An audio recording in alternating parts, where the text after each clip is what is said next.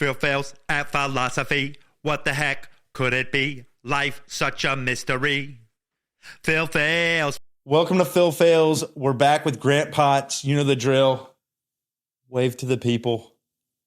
They're in all these cameras. That's where they. How many cameras are there? There's 3. All right, cool. 3. 1, 2, 3. Welcome to Phil Phails. We're back with Grant Potts for Phil Phails at Philosophy.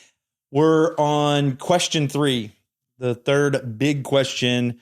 Does reality have a ground? Let's show them the book. The book is, once again, Philosophy's Big Questions, comparing Buddhist and Western approaches, which is it's a collection of works. It's a collection of works, yeah. And we've gone through 3. The first question was how to live a happy human life. The second question was what is knowledge? And now we're on question 3. Does reality have a ground?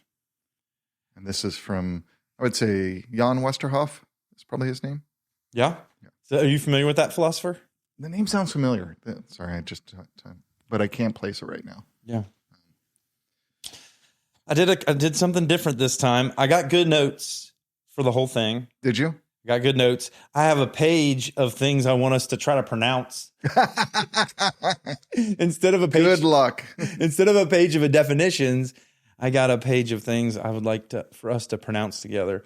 And in reading this one, I not only looked into some different videos on it, but I also started listening to a podcast called The Partially Examined Life. Oh, good. Yeah, nice podcast. Really cool podcast. Yeah. I enjoyed it. And they had one about Nagarjuna and this thing that we're going to discuss today. Yeah, good. It's almost like perfect. Yeah, I think I've only listened to like one episode of theirs because some of my colleagues have cited it as a good podcast to share with students. But I really liked the episode I heard. I can't remember what it was. I think it was something Greek. Yeah. This episode was really good. And one of the guys on the episode was from Austin. He said he hailed from Austin. Right. So the first thing I did was look him up and see can we get him on this to have him talk about, because he's talking about the same thing we're talking about. Right. Yeah. And unfortunately or fortunately, he's passed on. No. He's RIP. I would say his name, but I don't remember it. I don't know why I bring that up. Maybe a death meditation at the beginning of our time together, that this time is fleeting and scarce, and you never know when it'll end. Yeah, because you don't think of a philosophy podcaster as like an old dude. You think of them as typically young. He was younger. Yeah. He wasn't an old dude. Exactly. He had gone to UT and gotten his degree in philosophy. Yeah. And I loved the way he contributed to the podcast and thought, oh, you're in Austin? Maybe I could have him enter into the discussion. And that would have been cool. Not that you're not to diminish in any way. I mean, you're enough. I understood it that way. Yeah. We'll see. We'll see. We'll see if I'm enough. You're enough. What? Okay, so what do you want to do first? Do you want to try to say these words first? Sure, let's start do it. Okay, so we're going to do them together. One at a time we'll do. Did you put the pages where they're mentioned so I can look at them in context? Well, the first one, Mahayana Buddhism has this word. This is the middle way, right? This is pretty prevalent throughout. It's the Madhyamaka. Madhyamaka. Madhyamika. I think I've seen it spelled a couple different ways, and the guy on that podcast, the guy on the podcast I listened to, I think said Madhyamika. But that would make sense. I've heard it pronounced Madhyamaka. Yeah, the trick I was taught at an early age with Sanskrit words is, and I assume it's the same for Pali words, is that the stress is always on the second to last syllable. Madhyamika. Right. Mika. Right. Madhyamika. Like it goes up and then that stress goes to, What'd you say? Yeah, I think Madhyamaka. You stressed the ya there. Yeah, I did. I don't know. I think you're probably right. I don't know. We should look it up. We can look it up. We should look it up. Okay, this next word, Skandhas. Yeah. And that sounds pretty strong. I think you're confident on that one. Yeah. Okay. It's a common term. Rolling into word number 3, I think I'm going to wait and have you say it first. I don't know. Is that a P? It is a P. Oh, man. Pudgalaneratma? Pudgalaneratanya. That's a mouthful. Yeah, it is. I don't remember that. What's that from? Let's see if I wrote it down in my notes. It's, I think it was around, oh man, like. Oh, there it is. The emptiness of persons. Yeah. Page 83. Pudgalanerat. Yeah. Yeah, the emptiness of persons. Pudgalaneratma. Yeah. Pudgalaneratma. Because there's an R-A. Is that a tilde? R-A with the line above it. Is it a line or M-Y-A? It's a line. So that's probably a long A. And then we Straight go line. quickly to the next one, which is the emptiness of things, Dharmaneratma. which is Dharma, right? Right. Dharma Neratma. Neratma. You're probably right. Neratma is probably Dharma Neratma. So And we go back to I can't. Pudgalaneratma. Oh, you got it. I think that's right. Pudgalaneratma. Emptiness of person. Dharma Neratma. Emptiness of entities. Right. Which, that makes sense because probably the Neratma is the emptiness. And then Dharma is Dharma as things. as they explain dharmas in this reading. Yeah. So, yeah. Okay. Here's a shorter one. Pudgala? Yeah, and that's not far after that one. That's Pudgala is emptiness, not simply the absence of person, Right. is Pudgala, and the absence of a substantial core in things, or what they called like Svabhava. Svabhala? Svabhala. Svabhava. It's a right? Svabhala. Yeah. I don't know. Yeah. But that's a tough one. And then, Your listeners are going to have a blast listening to this. oh my God, They're we're going to go laughing at us. quickly through this next one. And then they just put I don't know what it means when there's a dash in between them. Is that the same word? If you go down. Yeah, I mean, it looks like it's the next thing, Svabhava. Own being. Maybe it's like own and then being. Yeah, I think he might be doing that just to, Bava. because it's the same word. He's just putting that dash there after. For own being. He says, but the absence of substantial core, and then he gives this word, and then a key characteristic of this own being, he must be dividing the word up in the original to give us a sense that those are the two roots. Yogacara. I think that's Yogacara. Yogacara. Yeah. Yeah. Okay, so we crushed that one. Sita Matra? Sita Matra? Sita Matra is... Mere mind. Siddhamatra. mere mind. Yeah, I would... I don't know. I want to say Sitta instead of Sita. Sita? Sitta. Sita Matra? Sittamatra. What is mere mind again? Um, There it is, mere mind. All existence, assumptions to the mental, no external objects, only mental objects. yeah, I think it's Yogacara. Right. It's Yogacara. the idea that everything is mind in essence, which I think looking ahead to chapter 4, they'll do more with Yogacara in the next chapter. You skipped ahead? I just looked at it. Yeah. Just briefly. Yeah, just now. Read the whole chapter. Well, no, while you're going through like talking about the question, I was like, oh, what's next? Nerds. I mean, I'm just kidding. not how you read a book. Yeah. I haven't read forward at all. I read this chapter probably 3 times. I read it twice. It was hard. It's dense. Mm-hmm. I like the concision. Mm-hmm. Like he's not, as a writer, he's not mincing words. There's not a lot of fluff. He gives you a little bit of extra information, but for the most part, he's just working through this in a very dense way. And I definitely had a I got to back up. And I'm glad you had that experience too. please.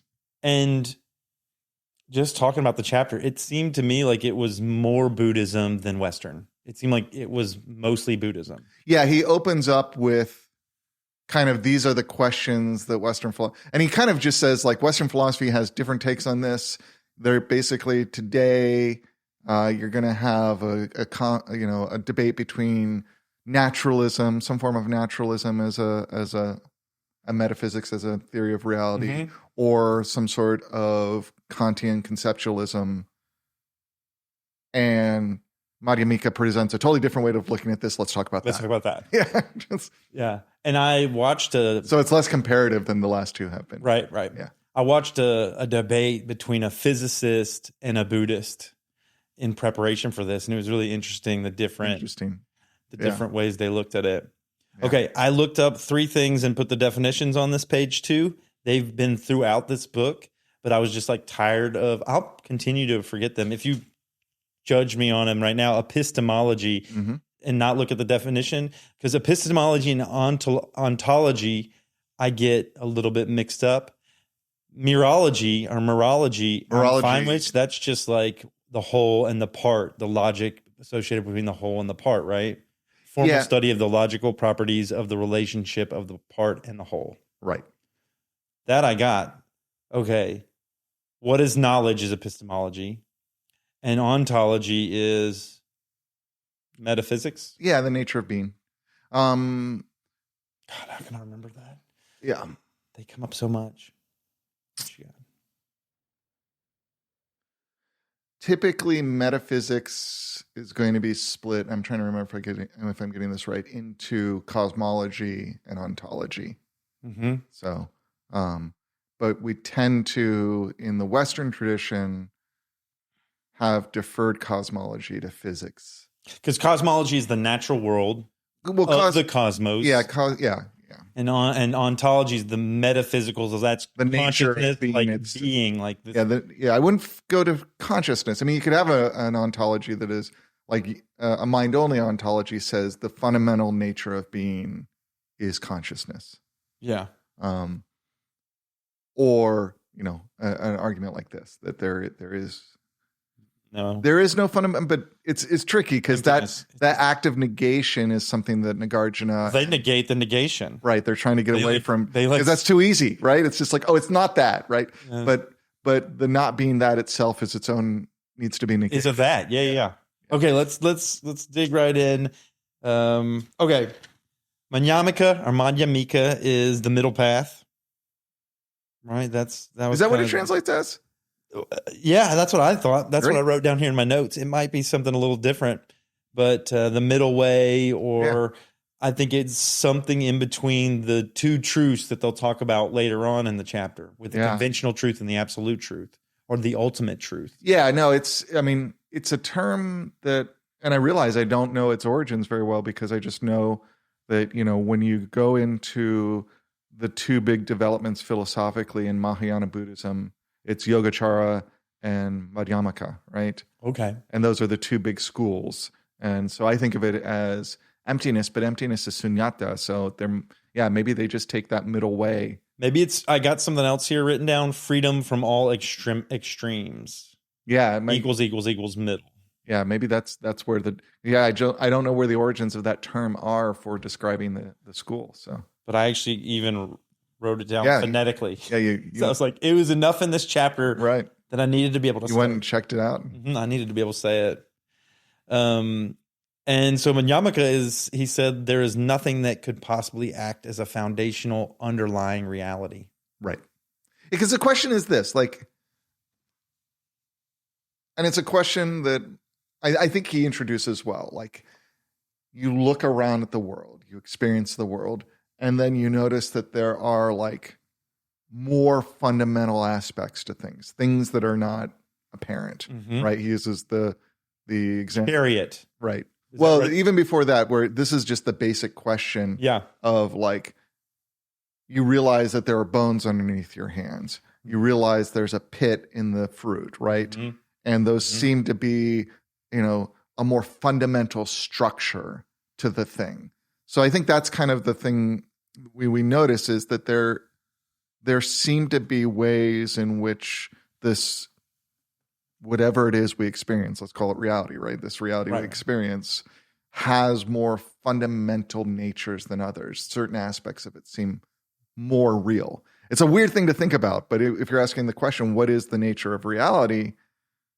Unless you're just like gesture around. You've got to have some theory of what of the things we experience are more real than others. And I think that's part of what happens is we do at least experience our concepts as better at grasping how things really are than others, right?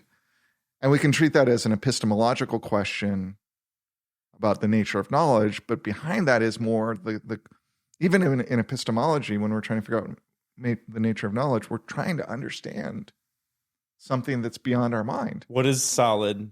What is it, that thing we're trying to understand? What is the world? How do you actually grab something to understand it? Right. If once you grab it, you can peel back a layer and a layer and a layer and a layer. And that's where we get to, does reality have a ground? Where do the layers end? Is there a core? And when you say, what is solid? How do we grasp things? What you're really echoing is a substance metaphysics, a substance epistemology, where there's a notion that what is most fundamental is substantiality, that there's some substantiality, some quality of existing that makes something real, that makes it different from things that are, say, imaginary. Yeah. And that's your kind of traditional Western metaphysic, is that notion of a substance ontology, that like there's something we call substantiality that is the beingness of something. That ends up being a much more complicated theory to defend, right, in the long run. Oh my goodness.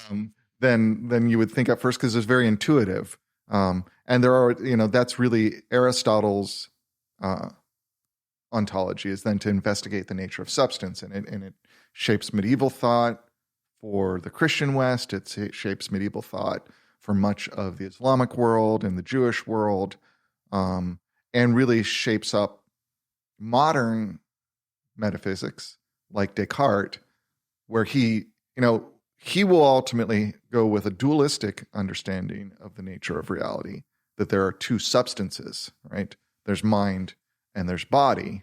And then what characterizes the substantiality of body? For Descartes, the substantiality of body is characterized by extension through space. So extension through space, meaning it takes up space. It takes up, it occupies. It has volume. Right. And then mind, metaphysics. Mind, what characterizes ontology is for Descartes, its substantiality is freedom.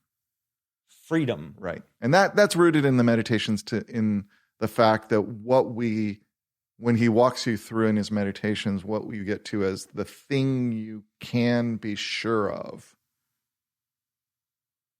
about yourself is that you can assent or not to ideas that you're presented with. You can either say that's real or not. Like that freedom to choose is actually what character. And I always find that an interesting way to think about substance, but he's trying to be able to discern and make a decision is what makes metaphysics. What makes the mind a thing, and a different thing than the body for him. They're not operating within that at all here, right? I mean, the most, even ancient Indian schools of thought have various metaphysics, right? And there's a substance metaphysics in most schools of thought, because I think it's, on a certain level, it's the most intuitive, right? For many of us, is that what's real is space. This chair, right? This what's in the room, right? What I can see, feel, smell, touch. Exactly. What I can use my sense perceptions to interact with. Right. And then he gets to, says, so kind of if you're operating with even that kind of intuitive sense of a nature of a reality, you've got this question then, like, well, what part of it is the substantial part? And when do I have a thing, right? It's not just, what's the nature of this, but how do I know that this is a thing and it's separate from that thing? Talking about wholeness versus right. parts. And then you've got parts. We notice that many things are composite. So can we get it down to some basic composite elements? That's what gives you early automatism, right? The idea carbons that we have atoms. These fundamental atoms, these fundamental units. Of course, that's a place we end up in the West looking at, right, with the atomic theory of physics. Matter. Yeah, but then of course that gets shattered with subatomic physics. We no longer have them as the basic units of matter. Got another ground. And then when we get into this other ground, in subatomic physics, things are wonky. The the particles that we have, the subatomic, They can change they shape. can change. They don't seem location. they don't seem to actually occupy space. Like there's all sorts of problems that presents for this traditional cosmology. But I think the question here of just sort of how things layer into what is real and what's not. So, when you're looking at the car, is it really a car, or are the wheels really the thing that come to, like where does the wholeness lie? Where does the wholeness lie? Because, when do you have the thing? Is that the thing, or is the thing the wheels come together to make this other thing? And can you get to some fundamental thing that's there? It seemed like, coming back to the book, it seemed like when they talk about the Western part, they talked about what was equal to what they were going to discuss with Buddhism, because they talked about non-foundationalism, the philosophy of mathematics, the structural realism, and they said patterns all the way down, which relates to this thing I've heard of turtles all the way down. Yeah. And non-foundationalism is itself a foundation. Emptiness itself is empty, which kind of relates back to what they're going to try to negate at the end. But that's kind of where they left Western thought, if I recall correctly. Yeah, non-foundationalism. They brought up these two examples of non-foundationalism. One of them is mathematical structuralism, which is interesting because, one of the questions that you have if you start thinking about what are things, like, are mathematical objects really things?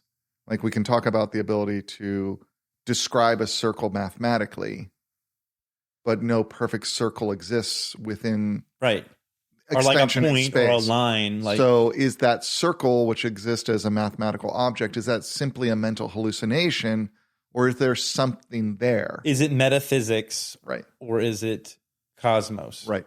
As I understand, now I didn't investigate, and it's been a while since I read my primer on philosophy of mathematics, but if I remember correctly, mathematical structuralism basically is an argument that these are just descriptions of structural relationships within systems, that we can't attribute thingness.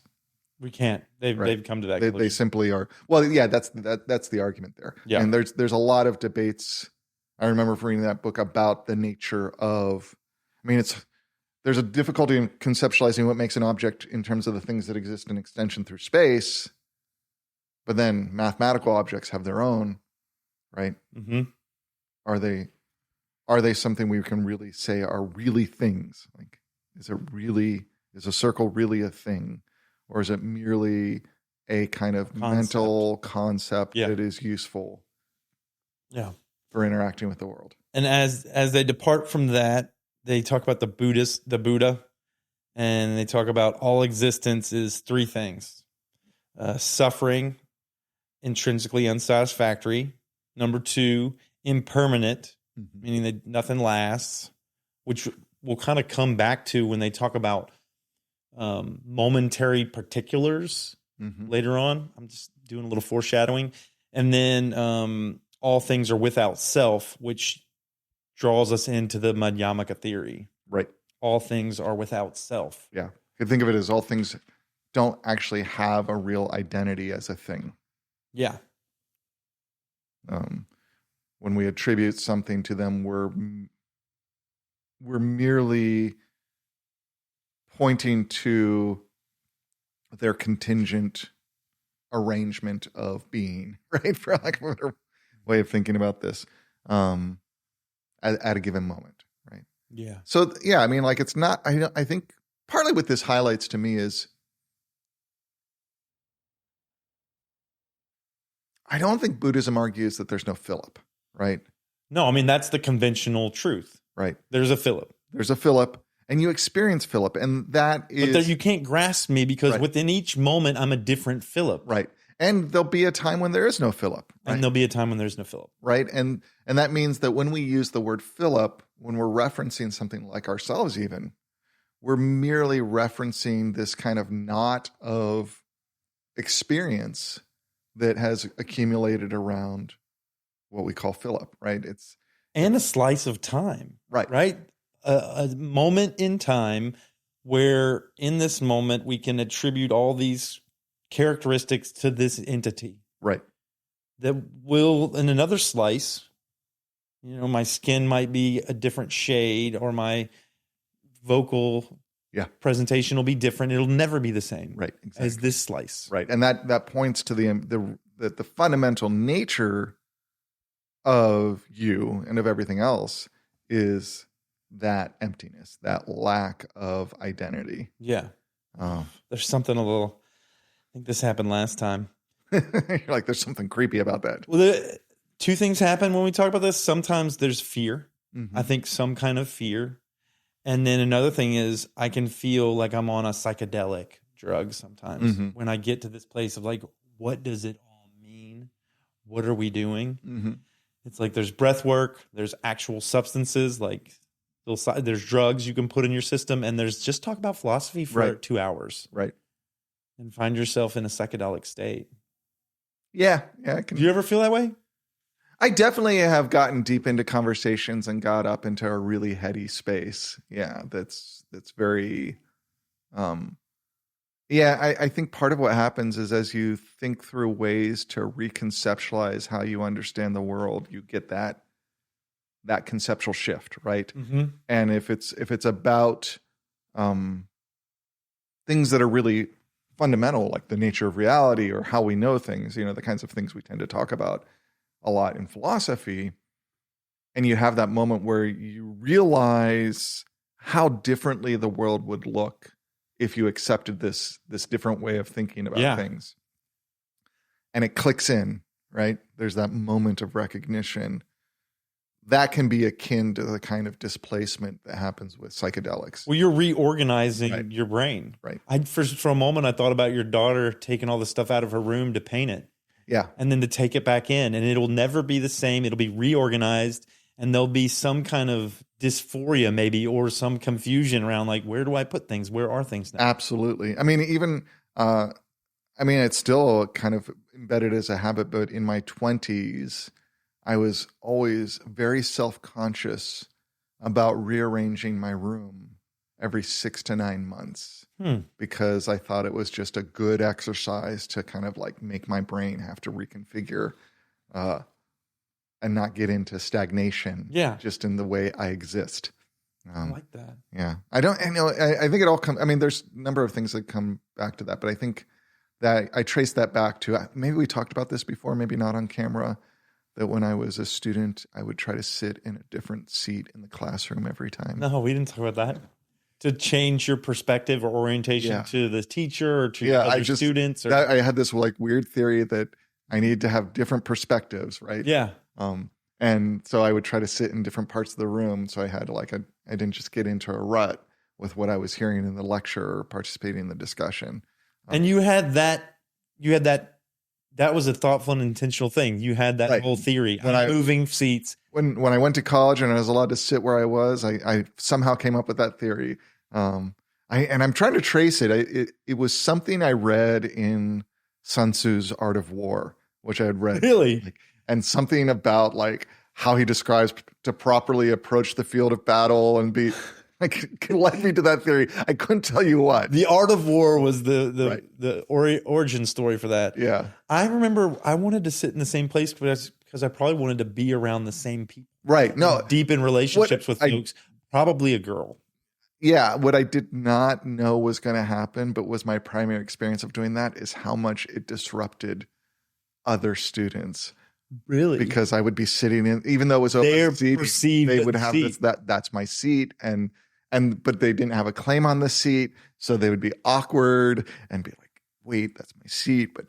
And so it was just interesting to see who would be willing, like, can you move? I really want to sit there. And who would just like look at me and kind of like get tense and then go sit somewhere else. And then other people who would walk in and just be like, I sat there all the time. Someone else sitting, like, there was nothing to them. But different people had different reactions. Heck yeah. Okay. So anyway, I don't know what that tells us about identity and the nature of reality, but I'm sure there's something to it. Yeah. That's for you guys to, you internet sleuths. Yeah. Put it in the comment thread. Put it in the comments. Yeah. So the next thing, he talks about the chariot and the parts. Right. And then we go through 4 different ways to relate the parts to the whole.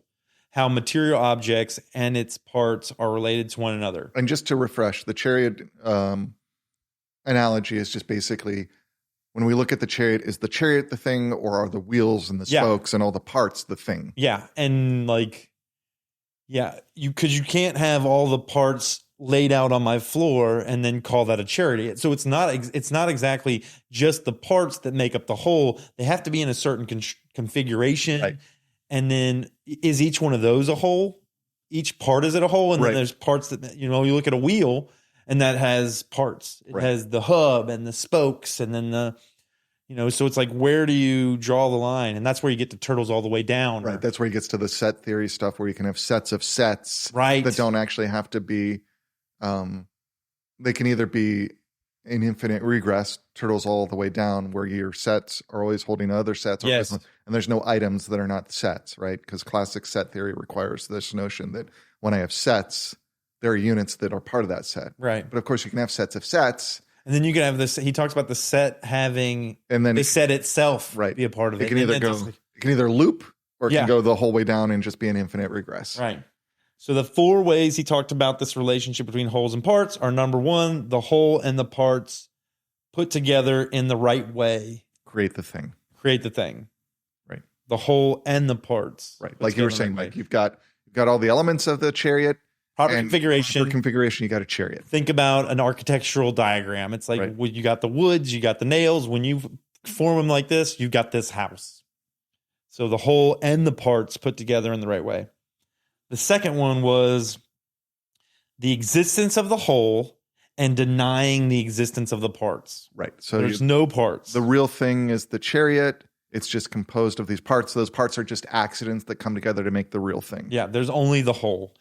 And then they talk about monism. Mm-hmm. Parts are an abstraction from the whole. Yeah, I wonder, are those, are they itemized out as separate?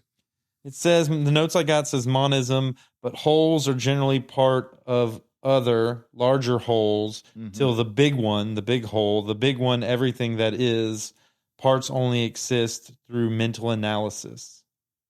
So there's only wholes, there's no parts. Right.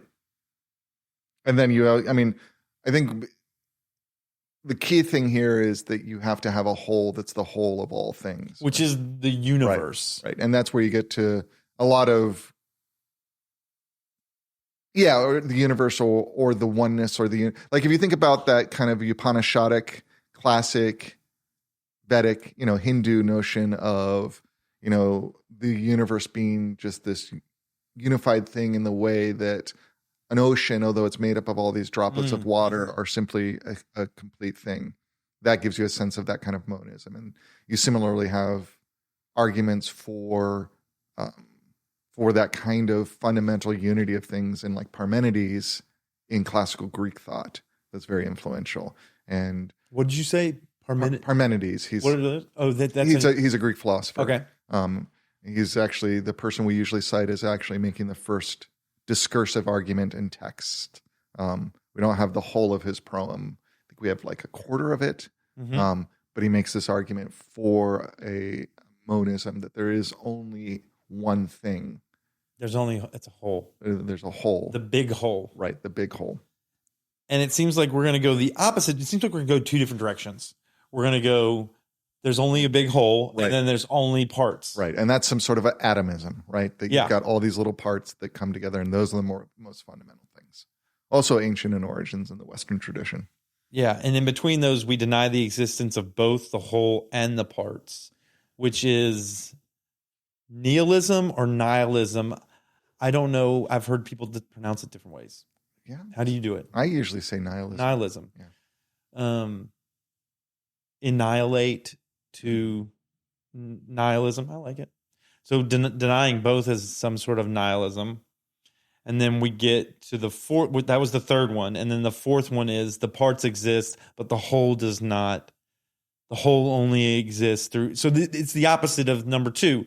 The whole only exists through mental synthesis. Right. And the other one was the parts only exist through mental abstraction. So we're separating something with our mind or putting something together with our mind. Right. And I think if you think of it this way, your experience in the world, it's just raw sensate data, right? what puts it together into objects. That fourth one is basically saying there's just this wave of sensation, and everything that puts things together into objects is really just your mind creating concepts to create wholes, to bring things together. So there's no chariot that's actually a thing. The chariot is just made up of its parts. Mm-hmm. And when we look at a chariot, it's just a convenient way to say all these parts have come together in this configuration. But you'll have to ultimately reduce it down, because then the spokes are made of the wood, the particles, etc. Yeah, you go all the way down. You got to go all the way down to some fundamental set of parts, or all the way up to some fundamental whole. Yeah, right. The world, the whole. Those are definitely the kinds of ontologies you see come out of philosophical traditions. That's part of what I appreciate in doing this sort of comparative work, is you see similar kinds of competing theories emerge in different traditions, which is its own kind of, piece of data to think about. Yeah, we talked about at the very beginning, our first interview, you said like putting your ideas, putting the way you're thinking against the community, against the consensus.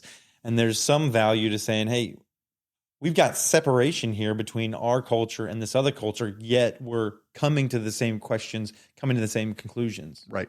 And, the question even there is that, are those common sets of conclusions because there's a recognition of some reality that different cultures come to together? Yeah.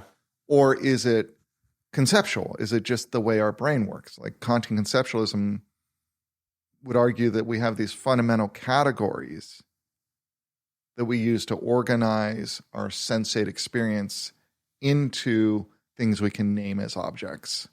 As humans, you're saying, because they're humans. Because they're organizing. Because we're thinking beings, right? You could say, well, other thinking beings would be in the same way or not. That's a different kind of question.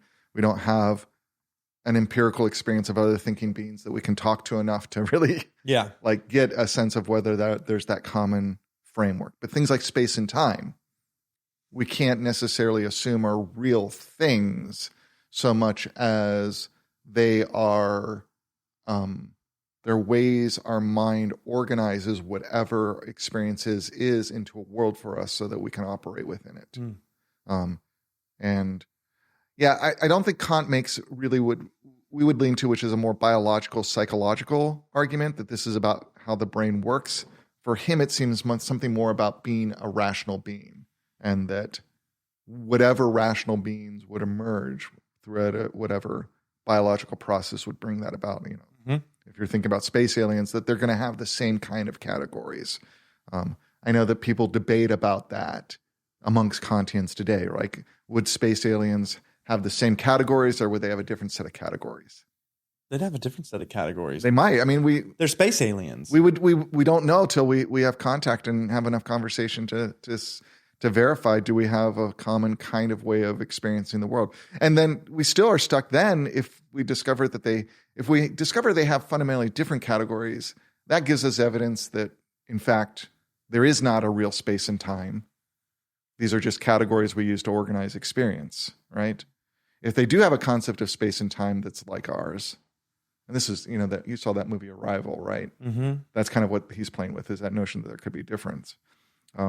That gives us an easy way to solve this problem, because now a lot of times it's easier to show a case that gets you out of the theory you have, right? But if we did encounter space aliens and they had the same notion of space and time, then we're still stuck. Is this notion of space and time a product of the fact that we exist in a universe that actually really has space and time? Or is this notion of space and time common between us because it's fundamental to how to think about the universe, however it actually exists? I'm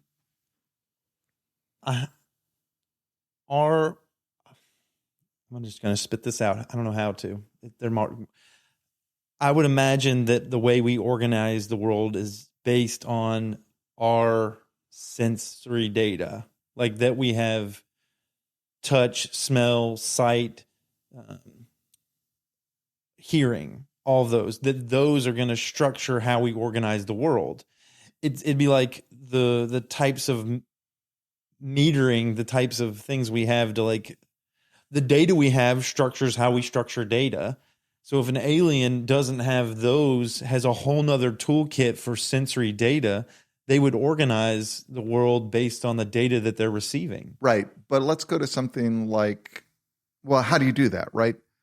We know to do that through induction, right? That we can look at the world and take this data and say, there are these patterns, and those patterns are predictive of future patterns, and we can start assembling those, right? Yeah. One of the problems I think we've talked about before is we have no proof for our principle of induction except through our experience of induction. So it's circular. Right. Right. Why do we rely on it? But I think you can resolve that by going to, I tend toward more a kind of conventionalism, which I think is what you're talking about, which is that as humans, we develop these conventions to describe our experience, like space and time. Yeah. And those emerge out of our experience and the way our minds work to try to make sense of that. Likelihood, some other kind of being with a different experience of things may have different conventions they develop. What might bring us closer to something true or real is then finding some level of solidarity between our two theories. Yeah. Like where can we make these work together? Right. But I mean, part of the problem I have with metaphysics is I don't think you ever get there. It's always an approach, right? And the only way to get closer is to have a bigger community of different kinds of beings. And you begin with, I think we're just at the beginning of that quest. You begin by basically being a human being in a community, like a family or a small group. And how do you reconcile the way you see and understand the world with everybody else's, right? Understanding other human beings and then understanding other types of beings. We do that primarily through language. And I don't mean that through necessarily representation, but through conversation. Right. Do you see that? I see that, etc. Does that mean that what we've now come up with as a description is actually the real thing over there? Probably not. It's just a way we figured out how to interact with whatever this world is. And then as human beings, we develop and realize there are other people with different languages and different cultures, and we start talking to each other. And increasingly we can develop a solidarity between. Now, that doesn't mean that we say, oh, let's erase all the differences between us, because sometimes what we realize is this way of looking at the world has a different perspective than this way of looking at the world, and we can't capture that in one signifier. Right. So there's a richness to understanding that's different than precision. Right. Yeah. But I don't think we get a precise sense of what real is. And I think what is real we get a better sense through richness than precision. Right. Yeah. Do you know what I'm saying? Like, no, the way I conceptualize that or make sense of that is, in music, I remember going to music school and being at the fourth floor of the University of North Texas Library, where they had an immense musical library, and listening to Thelonious Monk for the first time and thinking, like, this doesn't make sense to me. I don't understand it. I don't have a place to put it within the context of good music. And it's herky-jerky, or it's not, and it doesn't make sense as good. Through exposure, through talking to other people about their understanding as good, it now becomes probably one of my favorite pianists.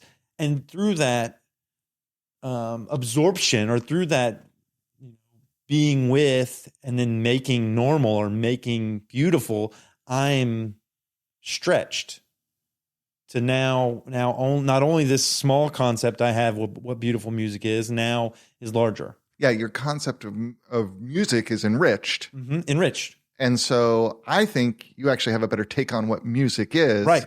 The more you can enrich it. Now that's at odds with precision, right? You're not focusing in on what is music as opposed to noise, right? Right. Where you're trying to make that distinction. So, and I think at the end of that, you have people that say, like, well, noise is music. Right. Something that you hear as sound is music. It doesn't have to have pattern. Right. And then the other ones will say, well, no, it has to be a Beethoven, blah, blah, blah. Right. And neither of those are right, and neither of those are wrong. Right. They're people, they are ideas folks share. Right. Right. Can we do that with reality, though? Or are there things like unicorns that we say, no, those aren't real? Oh, man. You know what I mean? Like, and how do we make that judgment about what is fundamentally real or not? And, is the chariot really a thing, or is it the wood, the carbon atoms that are really the thing? Going all the way down. Yeah. So then we go from objects, right? This has been predominantly objects, which is already a kind of challenging discussion. Right. I mean, it's a good point of reference when we're trying to figure out what real things are. The thing I think we notice first is that we do seem to experience, at least the way we experience the world, is having these discrete other things we interact with. Like we're like, I'm a thing. Those cameras are things. Philip's a thing. Right. This thingness seems to be a clue about what's going on in this world and how it works. Well, we're about to depart from thingness. Right. And then into the reductionist position, which applying some of these ideas to personal identity, which the Buddha, in order to get into it, the Buddha separates a human being into 5 parts. So now he says, applying this kind of number 4, which was there are no wholes, there are only parts to personal identity. And that's having 5 skandhas, 5 physio-psychological constituents. That's what he said. Yeah, and I wish he had listed them out here. Well, he says, he doesn't. I mean, he tells you one of them is the physical body as one, and then the other 4 are metaphysical. They're modes of consciousness. I'm trying to remember. They're like sensing and mental experience that's separate from sensual. Is that get back into the ideas around knowledge, where he talks about different type of sense perceptions? Yeah, probably. Because I mean, the mapping of the 5 skandhas is sutric. It comes out of the early Buddhist texts. So it's a very standard structure in all Buddhist thought. And I don't know if it's sutric. At least it's in the original scriptures. It might be in the Abhidharma texts, in the analysis texts by the early monks. But it's a fundamental concept. And to me, it's interesting because it's like these early Buddhist thinkers are noticing impermanence, right? They're noticing this lack of self, this annotment, right? And they're thinking about, what's the annotment again? I remember. No self. No self. That's right. Yeah. And they're thinking, okay, but then we have these objects. So what are these objects? What constitutes those objects as something I experience as a thing? And so they do this careful analysis. Well, it's got to have stuff, right? It's got that extension in space, that physicality. What a substance ontology would say is the basic nature of things, right? But there's also ways in which the mind is working to experience it and organize it into concepts. And so it maps out and tries to say, well, these are the 5 different ways that happens. And these kinds of grouping togethers of experience make things. But the thing isn't there except as this grouping of the parts, this mode of experience. Yeah. Which is where we're going to take that into those 4 parts that aren't substance. Right. We're going to take this into personal identity, like the thought or self, because humans are now parts, and some of those parts aren't physical. Yeah. So yeah, no, absolutely. I mean, I think part of it is we seem to be able to fall back on ourselves. That seems to be I think we're trying to be like, well, what are things? And we're like, well, I seem to be a thing.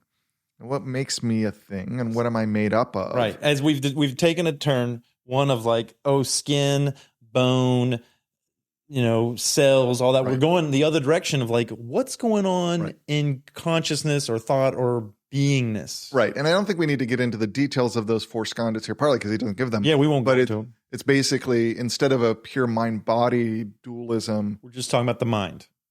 the mind is like these four different skandhas and the body is one of them. It's one of right. But I think the key to think of is that in like Cartesian dualism, when he notices that, he says, well, the body is one thing and the mind is another, and they have these different notions of substances. With the skandhas, they're more like modes. They're modes that reality has come into being through for a moment because of this emphasis on impermanence. Nothing is ever going to stay arranged in the way that it is. And like you said, I'm slightly different from moment to moment. I don't know if we talked about the ship of Theseus at all. It's this classic thought experiment. And it's, you've got this ship that Theseus is sailing, right? And it goes around through all these ports around the Mediterranean in ancient Greece. Right? And, goes through a storm and loses some sides. So at each port, it's getting repairs. And by the time it comes back to its original port, everything on that ship has been replaced over time, right? Every panel, even the sailors have been changed out, right? Is it the same ship? Well, then I think about the human body, all the cells in our body, right? They will die and be replaced every 7 years or something. Yeah. Some number of times. It doesn't matter. We know that they cycle through. Right. So are we the same thing at that point? What holds us together as a thing over time? The idea, the mental... Right. Our memory, right? The mental kind of like concept of it. But that seems pretty unstable ground to build an entire notion of reality, is that reality is what we remember, right? Our memories are pretty foul. Our memory can be so... Yeah. And why, if, the comparison is the bounty, if we burn the bounty down and then reconstruct the bounty as a reconstruction, is it really the bounty? Right? And why would that be different than the ship of Theseus, which sails around and slowly replaces everything? Versus burning it and doing it all wholesale. Right. Goodness. And I think that gets at this sense of like, why does this thing get to be a thing over time? And this thing we think of as two different things. There's no fundamental moment we can say except that this happens too fast. Yeah. It just happens too fast. Right. It's too all at once. And where's that threshold point? We don't have a notion like if it happens in a week, is it too fast? If it happens in a day, is it too fast? Got it though. Hold on. Is it a moment? Got it. When they replace the thing on the ship, the other things tell that thing what it is. Like the sail comes on board, like and then the mast is like, "Hey, sail! Hey, sail! Right. You're a part of this ship now." And if you burn it all down, there's no memory within any of the objects to tell the other objects what they are. They're just the problem is we don't have any reason to believe that the sails and the masts have memory, that they have consciousness like that. Like that's just, I think that's, I mean, it's a nice, that's elitism, right? There's some grounds for that. I mean, if a mast starts talking to me about it being elitist, I'll be more... Well, you better check your instruments. Right. Like, I'm just like, I'm not don't tell anybody about that, Grant. I'm not going to take that. This mast was talking to me. The mast is talking. And then, if the mast is talking to me, there are probably other explanations for what's going on than that the mast is really talking to me. Right. So then now we're going to go into... We're going to go into emptiness for a while. I think that's going to go into it. We're going to go, yeah, we can't. We're going to discuss emptiness for a while. We can't go into emptiness. There's nothing to go into. Maybe there is something to go into as long as you recognize its fundamental nature as empty. Is emptiness. We're going to get there at the end. Because, keep in mind, going back to his four kind of things, he says, initially it looks like when we're looking at Madhyamaka Buddhism that it's leaning towards a nihilism, but it's not nihilistic. It's not just about the notion that there is no reality. it's saying that the fundamental nature reality is empty. So it's an anti-foundationalism, but it's an anti-foundationalism that holds that lack of foundation is a foundation, right? Even though that lack of foundation has no foundation. Exactly. That's what makes it a foundation. Because if that lack of foundation, it's because it's consistent. Well, because it's not just a negation. And that's part of what he gets to at the end. He's like, part of the problem here is there's a totally different goal. Because the goal is not to describe reality. Yeah. What's the goal in all Buddhist thought? To free yourself from suffering. To liberate, right? Liberation. So you have this mode of verification that ultimately says, this is the best description of reality because this is the description of reality that once you recognize leads to liberation. Liberation.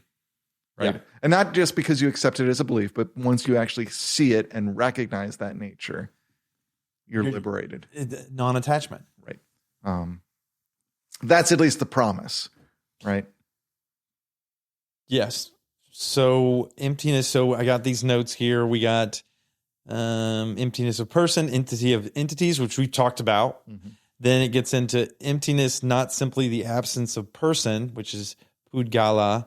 It was also the absence of a substantial core in things, own being, key characteristic, or intrinsicality. Then Madhyamaka argues that nothing has ownness, own being. Everything is empty. And the first attempt they made at that was that wholes cannot exist without their parts. Everything is a whole. Nothing can exist substantially, which only works if everything is material. And then that's where they ask the question, is everything material? Which, when you get into interactionist dualism and the five skandhas, we clearly have things that aren't material. Right. Right. I mean, if you have a completely materialist ontology, you don't have these problems. At least on the level they're talking about. But they're committing to a notion of mind. Right. As more than just material. So now they've got to prove that that's empty. Right. And I think materialist ontologies are hard to defend for what Chalmers calls, a contemporary philosopher, the explanatory gap. Like, you can't explain consciousness through a materialist ontology. You can't. You just because it doesn't take up space. Yeah, the experience we have, we experience our mind. We experience our own minds. Well, I don't know if you have a mind, right? For sure.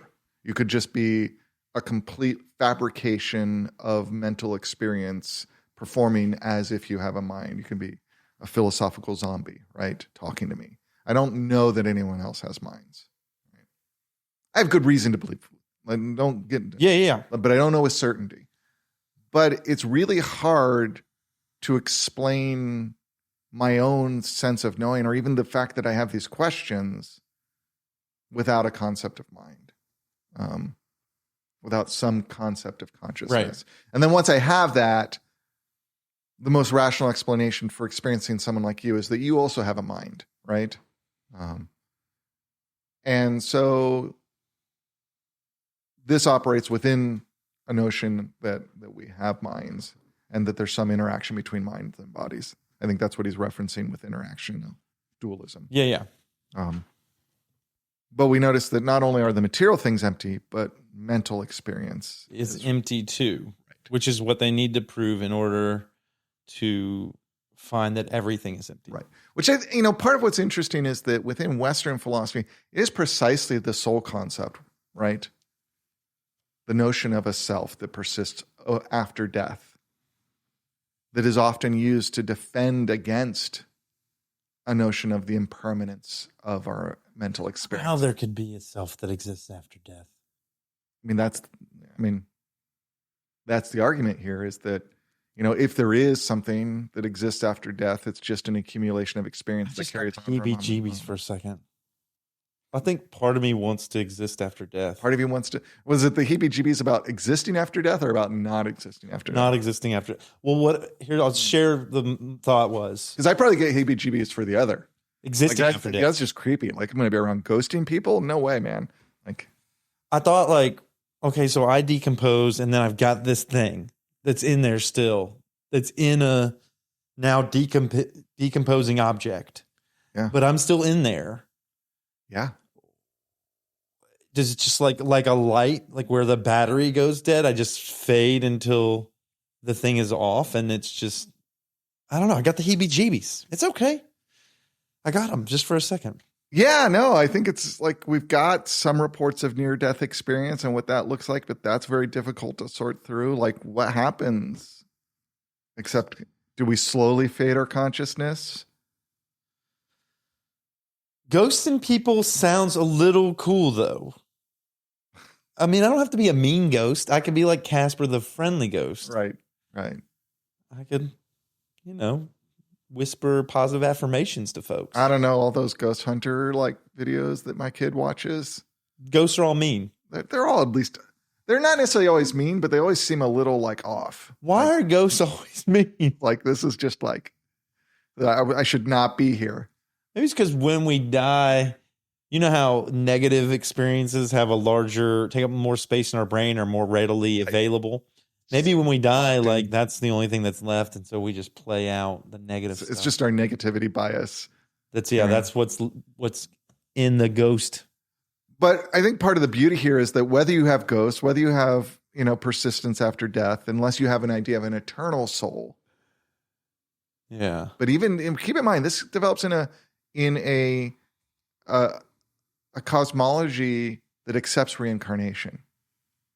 Buddhism develops within a worldview. But it seemed like in the very first chapter, they kind of made that. They said, they came upon this because the kids kind of looked like the parents. And sure. Yeah, whatever the reason is, it's not something that's debated. It's just accepted as part of the world. Okay, yeah. Right? Reincarnation. So it's got a path to conceptualize a notion of a persistent soul. But what it ultimately concludes is that even if there's reincarnation, that itself will fade at some point, right? That is an outcome of impermanence more than a testimony to some sort of eternal soul. And not because you find nirvana and then you stop reincarnating?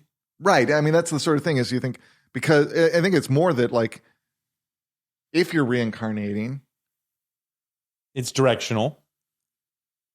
You could have a notion then of an eternal soul going through time, except that seems to be bad, right? The first noble truth is that is a state of that's suffering. Of suffering. And so can we get out? And the Buddhist argument is, but the fact that you can get out shows its impermanence. Yeah. Right. That's why it's often important for Buddhist teachers to remind you that in nirvana, the escape, that release is not you getting to go to heaven, right? It's you recognizing your fundamental impermanence and maybe at that point being able to let go. Like part of the notion here is that you're grasping onto your world. That's attachment. Right? And so that very notion of I must be a thing keeps pulling you back into existence. And once you can let go of that, then when you die, you're not sitting there decaying. You can let go. Yeah. You can let go with bliss, right? That's why there's all these practices that are about preparing for death. And at that moment of death, being in the right mental state to let go of your notion that you are a self. I remember I did the ketamine-assisted psychotherapy. Mm-hmm. And I remember the first time doing it, going through this one visualization of there being deep crevasses. And then the next visualization was me kind of really grasping onto something that was either above or aside a deep, deep void. And there was like a real terror and fear that if I let go of that, it was unknown. It was uncertainty, but I did not want to do it. Right. Because the whole thing might fall apart. Yeah. So part of what this seems to be is an argument for really conceptually driven nerds like us for explaining why you should just let go. Why you should let go. Like, because we come up with lots of theories for reality. So like, here's a good theory for reality that lets you let go of it. Grant. I mean, that's kind of what he says at the end. Like, this is a good idea because it helps you let go of things. Yeah. To release yourself from suffering is to like not be attached. Right. Okay. Then, I want to get into momentary property particulars, which he talks about proving metaphysical realms are empty so that everything is empty. And then he talks about the theory of dharmas. Everything is composed of dharmas. And that dharmas are momentary property particulars. Yeah. Nothing's permanent. Right. So the chariot is a dharma. It's because momentary. it's not a chariot forever. This house is not a house forever. Right. Particulars are just these sort of momentary emergence of... Everything's always deteriorating or changing. I don't know why I said deteriorating. But that is kind of it. Everything, this house, the wood, the things in it are slowly breaking down. Yeah, I think changing is probably better than deteriorating for what they're getting at. Changing. Because the deteriorating would be the way to think about it if you're going into a nihilistic theory. Okay. There's nothing there. It's all going to break down into just entropic nothingness. And so changing meaning it's got value at every stage, and there's no shifts idea. into other dharmas. It shifts into other particulars. They have a different color. They've got a different thing. Sure, this is going to fall apart, but at the same time, someone else is going to come along and build a different house here, or develop some condos. Yeah. And this is where they get to space and time, and that you have to have one dharma in order to have the other. They're connected. The dharmas are connected. Me from 10 seconds ago is connected to me now, and you need both of those together in order to... Space and time are dharmas too. Yeah. You differentiate the dharmas by way of the other dharmas with which they co-occur in complexes. Oh, man. Yeah. I'm wondering if I'm even using that right when I say the chariot's the dharma, or is the dharma the kind of fundamental particulars that make the chariot in synthesis with others? I'm not sure on that. I think I mean, the idea seems to be, though, that anything we can name, nothing has its own being, right, is just intrinsicality, a way of pointing at something in its temporary mode. Right. And once you pointed it, it's not the thing that you thought it was. Right. Right. But then there was that conversation about cause and effect too, like that. Yeah. Because you need the cause to have. Oh, yeah. That in order to, you have cause and effect, and they happen in different space time. Right. And so what binds cause to effect is actually a mental process. Right. I mean, so they don't co-occur. Right. Because I mean, we can talk about if I notice that. So is it that I notice the relationship between things, and that's what is cause and effect? Because basically, in order to have things co-occur, they have to exist at the same time. But cause and effect don't exist at the same time. The cause is always gone by the time the effect emerges. There's a mental connector. Yeah. That separates it. They talk about because the sequence of causation cannot be self-standing without the mind, it and all its constituents must be empty. Oh, cause and effect. Like if I drop this, it falls on the ground. It fell on the ground. It falling on the ground is not a mental construct. Yeah, I mean, the notion is that I made that happen, but the I that made it happen, by the time I'm recognizing, no longer exists. If we're letting go of this notion that things persist. Right. And I mean, even when you're going back and talking about time as this kind of sequence of things, I mean, do we really have sufficient warrant that time exists as a kind of another kind of space, that it's just a linear, or are we talking about simply the fundamental changing nature of reality? I mean, like when people talk about time travel, like, can you travel to the past? Is the past actually a thing that exists out there to go to? It doesn't seem to be the case. It seems to be the case that the past is gone, right? I don't want to die, dude. You don't want to die? No. Why not? I just had this thought, like I talk about death meditations and I think about, it being, I want to be around my kids. I want to keep being a part of something. Right. Even though it's, not great a lot of the time. Like I don't want to not be with these people. I don't want to stop this. Right. I think the argument here would be that Sad. that's the grasping, like that sadness, that desire to stick around is the grasping that keeps you from liberation. That's if you buy the whole story of liberation, right? There's an argument to be made. You don't have to accept the Buddhist argument, right? That liberation, Right, as as conceptualized as the thing to go for. but then it's all just I'm just applying some mental construct in order to feel comfortable in the present moment about the inevitable. I'm gonna die. Right. Like, is this all just a big, Do I give myself a little heavy big thing? complex story to talk about to myself to make me feel better about the fact that I'm going to die? Yeah. And if that's the case, Might as well do a good one. right. Like, Give me the heaven. Give me the. I think the argument would be like, even if it's the case that, yeah, you're going to, then why not just go for it? I did this experiment once, again, in my 20s. Obviously, I was doing a lot of weird experiments with myself, but I realized that I was terrified of death. Yeah. And I was like, I'm terrified of death because I tend, when I think of it, I tend to think I'm just going to dissolve into nothingness. Yeah. And I was like, well, why don't I just get a good idea of an afterlife that works for me? And I'll just fake it. I'll just convince myself that's real. So I decided that like some form of reincarnation would be the best thing. And so I just it was about 2 years. I just was like, yeah, I believe in reincarnation. I'd convinced myself. I talked to everyone. I was just like, totally going to, didn't work.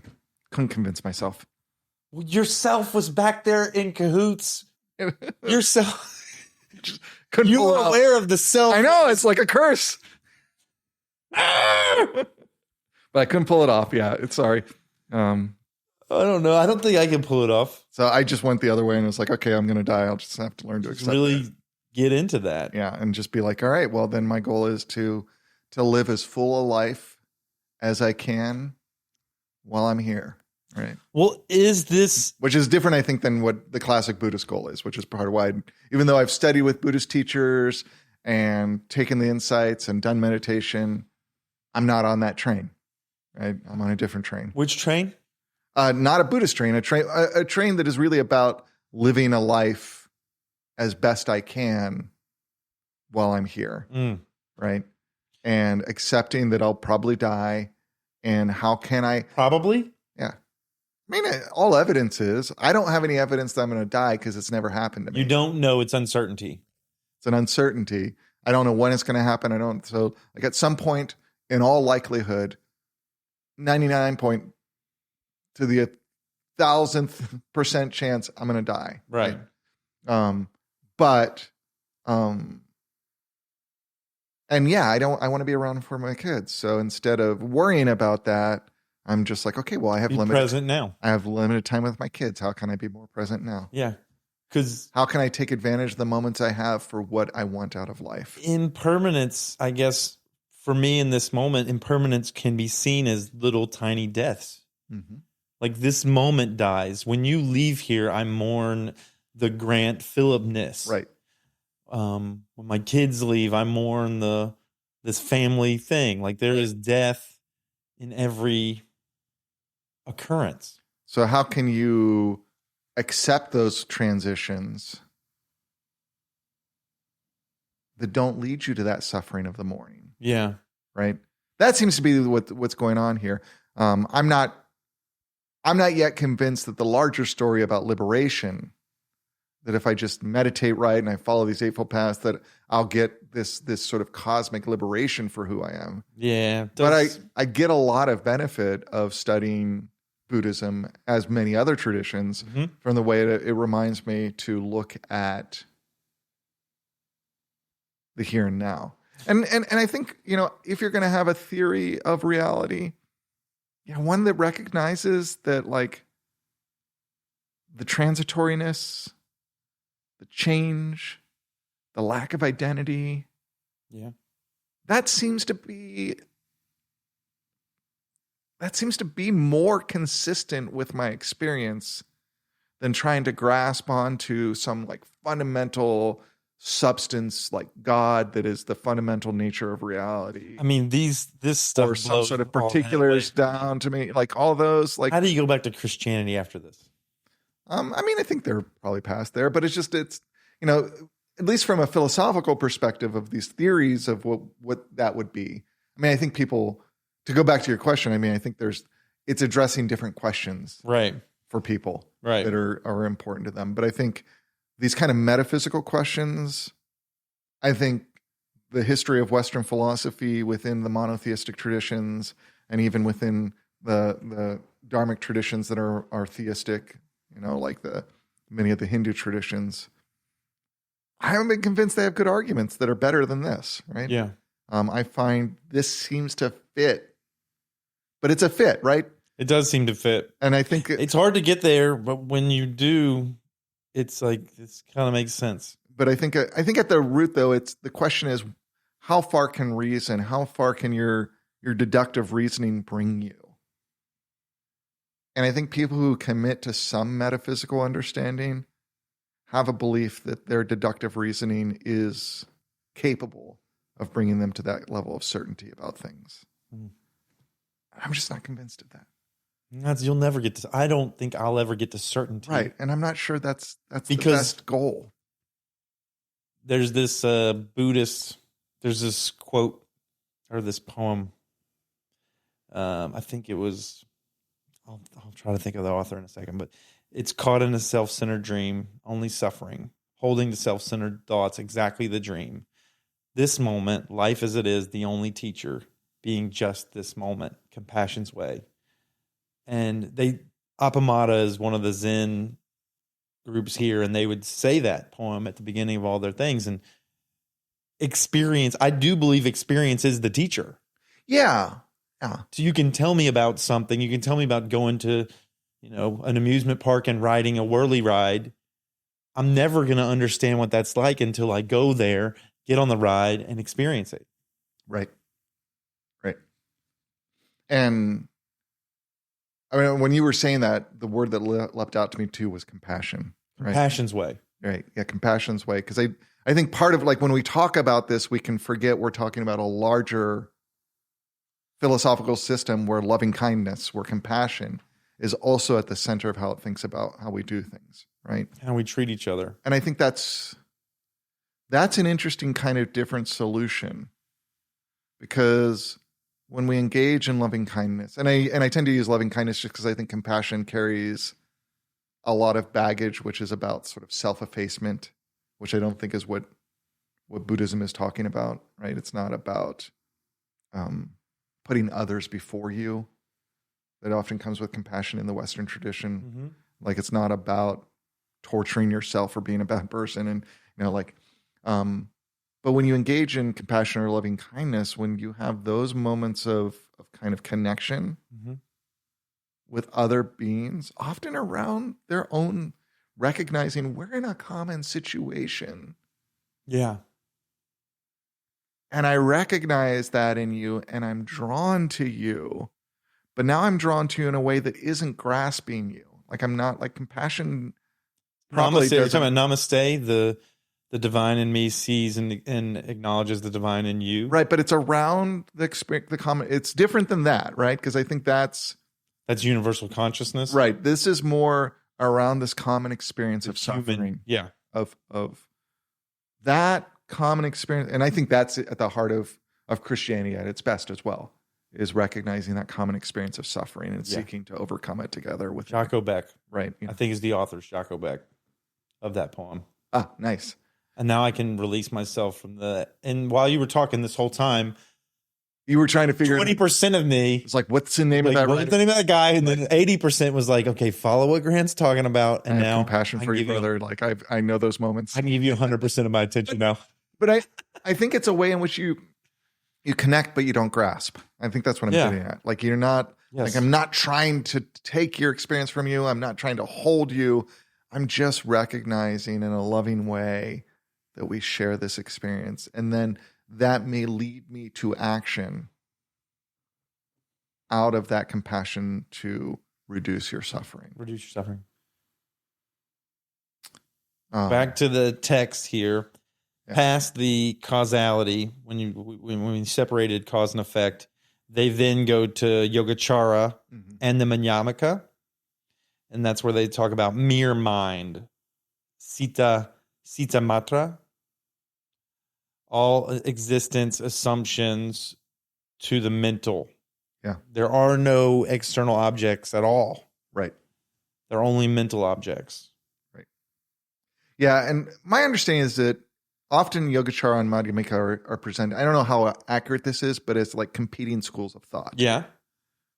Where Yogacara has this mind-only notion that the fundamental nature of reality is consciousness. Mm-hmm. And Madhyamaka has this notion that the fundamental nature of reality is emptiness. And even consciousness is empty. It's empty. Right. Whereas Yogacara would hold that no, consciousness is participation in some fundamental Buddha nature. Right. Yogacara says it's some participation. Mind only is usually what it's described as that mind only school. Buddha nature. Right. And I think, those are, and I think that's also good to recognize that when we talk about Buddhist philosophy, obviously, and I think if anyone's following this with us, this is one of the things I'd want them to take away that's most important to me is like, there's not a Buddhist philosophy. There's a Buddhist tradition of philosophy with a lot of different positions in it. And there's this sort of wider set of basic things it accepts to qualify as Buddhist that come back to kind of the core doctrines of Buddhism. Four Noble Truths. Eightfold Path. Because we haven't even talked about, I don't know what Theravada Buddhism, that's the elders' way. Yeah, I mean, Do they even have a concept of all of this? Yeah, these are schools that are not usually considered part of what gets encapsulated into Theravada Buddhism. Right. But they still accept the Eightfold Path. They still accept. That's the things that. They just stick to the older texts, the Abhidharma texts. Mm-hmm. And don't mess with these newer philosophers. So they're not even thinking about emptiness in this way of like almost scientifically coming to the theorems or the postulates. They're not accepting these kind of new innovations in Buddhist thought that are emerging with people like Nagarjuna. And that's I think a good way to think about it. But they do all share this, which is what allows you to say, this is all Buddhist, right? There's these shared points of reference. The Buddha. The Eightfold Path, the Four Noble Truths, all the numbers. Yeah. All the lists. The lists. Yeah. Okay, where do we go next? Non-foundationalism, consistent position. Do we need a foundation? Oh, yeah, then it talks to, does this lead to nihilism? Which we've kind of dabbled on a little bit. Can you be here without nihilism? And in this book, if I read it correctly, the thing that gets this out of nihilism is the two truths. And those are? This is on page 143, the conventional truth and the ultimate truth. And the conventional truth is we live our lives. The world appearance is not denied. I have feet. You are a Grant. There are cameras. There's a lamp. And then the ultimate truth is this enlightened view. Right. The infinitely descending ontological. The turtles all the way down. Mm-hmm.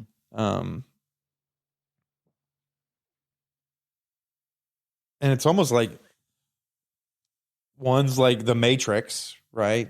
And one's like the world we live in. One's the... One is the no, the Matrix is even something. The Matrix is the world we live in. Right. That would be the conventional That's truth. the conventional truth. And then, like, yeah, the creepy place where we're with, like, in a space shuttle with a bunch of killer robots around us is the reality. If we're following the Matrix movie, Yeah, but this doesn't even map to the Matrix movie, because one of these sides is it's all emptiness. Right. There is nothing. Right. But what gets us out of nihilism is the conventional truth. Because I think the ultimate truth is in alignment with nihilism. The emptiness. It can be, right. I'm trying to find where he discusses 143 is the number that I have up here. Where 143 is a different chapter. Oh, the two truths. After he talks about non-existence of the world is one choice and allowing a basis that stops the regress as the other. Well, all right. So I think this is where he's talking about. Let's go to 92. Okay. What do you mean another chapter? Oh, I've got the Oh, you're looking at. I'm online. I have so I wonder if my pages aren't the same. Yeah, gotcha. Oh, my bad.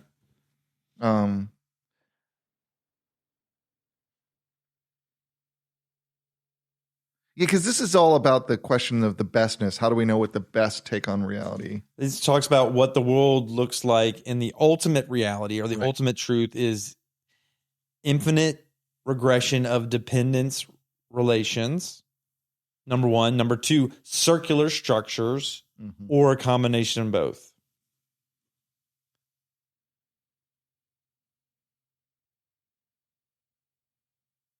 And this is where it's right before the section on foundations of being, foundations of truth. Okay. It's right before that. Right before that. All right. Yeah. Is foundationalism a consistent position? Yeah. Yep. Do we not need at least some kind of foundation? The worry has already... I mean, this whole thing is about us not needing a foundation. So it's interesting that they would pose that question there. I'm like, I thought y'all were taking us all along to there not being one. And they're saying, well, we kind of... What they were particularly concerned with was the question of whether, given the infinite regress that non-foundationalism seems to entail, we'd not end up with a theory according to which nothing exists. Which is nihilism. Right. And from a Buddhist perspective, that's not going to help. Right? If nothing exists... You're not going to get out of suffering. There's nothing there's nothing such that... And I think that's part of the criticism of Madhyamaka at times by other schools of Buddhism, is that it leads you to this kind of nihilism. Which you talked about those folks in Japan setting off the nerve gas. Right. It can lead you to, that's like, it can lead you to that, or just creating more suffering in the world as opposed to just less. Giving up, right? Like, if there's nothing, like, why even try? Why have compassion? Apathy, or if existence is infinitely deferred, and if every object is unmasked as a conceptual construction of the basis of something else, would existence simply not... Existence dissipates. Yeah. And that's where it says, well, there's either something stops the regress, or there's a non-existence of the world. Modify the universal claim of emptiness to allow a basis somewhere that could stop the regress. Yeah. And this is where they say the solution of Buddhism is these two truths. The conventional truth according to which we live our lives, and the ultimate truth. Need to deny the appearance of the world. All right, so basically they're just saying, you don't have to deny that you experience this world of suffering, of illusion, as a world. Right. Like you how could you? And eat breakfast. Right, exactly. That does not need to deny the appearance of the world, although matters are quite different when we come to the level of ultimate truth. Which is this Buddha awakening? Is the ultimate truth? Yeah. I mean, part of what he then says is that's where he talks about these modern forms of set theory, where you can have sets of sets, and that's what we talk about circular. That seems to really present, like, we can at least construct coherent mathematical systems that operate conceptually in the same way that they're talking about understanding reality, where we can see that nothing provides a foundational set of elements for the set, but that the set can operate as a set by referencing back to itself, or by referencing to infinite regress. So we can say, just as that set can exist as a set, even though there's no basic elements that you construct sets out of, and we can conceptualize a coherent way of mapping that mathematically, we can have a notion of reality that understands the nature of reality to be impermanent and yet also manifest as our experiential world of the conventional world. We can see both of those existing together. A set that exists as a set, even though it has no foundations. A world that exists as a world, even though it has no foundations. Yeah. For some reason, infinity just came to mind. Yeah, you would have to have The numbers that are between 1 and 2 a notion are infinity. right? You'd have to have a notion of infinite regress or recursion, right? You could Right. have a You you come could have a back to the closed beginning, set some if kind you of have it be recursive in some way. cyclical. Yeah. And so at least in the abstractions of mathematics, we can see ways to make that coherent. Where you can, on one hand, deny the existence of fundamental elements and yet maintain the existence of a set. So I think that's part of the argument. But then he shifts to the second question about bestness. If we have this notion of conventional reality, we have this notion of a fundamentally the way things really are as two ways we understand our world at the same time. Right. Which one's best? The conventional truth. I mean, you'd have to have a criteria for best. That's why it ends up being Well, you have to eat food. right. You have to like have friendships and relationships. Right, So- but in terms of getting liberation, it's not going to work for you. well, yeah, you have to have the second one for liberation. So maybe you need different things for different contexts, right? To operate in the world, to hold both of those at the same time. to operate at the world as an existent being, you have to have this conventional notion of a world made up of objects and things.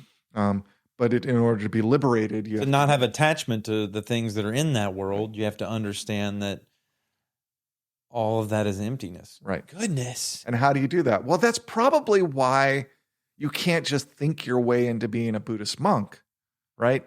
You actually have to have a whole set of disciplines and practices that allow you to hold these two things at once coherently. Then you got the Dharma. Not the Dharma, the Sangha, The community. the community. Yeah. Yeah. And that's part of what you need. You need to have a community of people who are working together on this. You need to be checking in with each other. You need to make sure you're not going crazy. I can bombing see this be people. really close to like insanity.